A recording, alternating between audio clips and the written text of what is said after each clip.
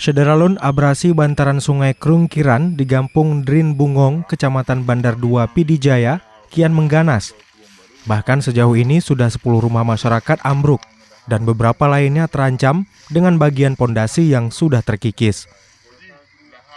Anggota DPRA dari fraksi PNA M. Rizal Falevi Kirani dalam reses beberapa waktu lalu mengaku terkejut dengan kondisi ini.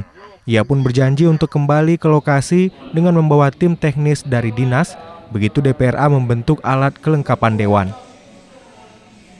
Penanganan abrasi Krungkiran diharapkan bisa dilakukan pada anggaran perubahan 2020 atau paling telat APBA 2021. Sungainya sudah bentuk zigzag, jadi sangat ini kalau persoalan kewenangan, saya pikir itu adalah kewenangan provinsi.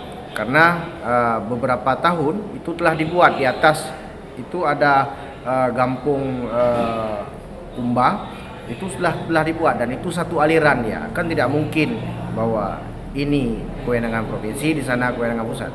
Saya pikir satu alur itu memang kewenangan provinsi dan muaranya nanti ke Kuala Kira. Jadi sungai itu memang tanggung jawab provinsi. Saya pikir itu. Catatan Serambi On TV, selain rumah ambruk, aliran Krungkiran juga kerap meluap terutama saat tingginya intensitas hujan. Bahkan sebelumnya 9 gampung di Kecamatan Bandar 2 tergenang dan mengakibatkan 100 meter ruas jalan terputus. Dari Banda Aceh, Reza Munawir, Serambi On TV.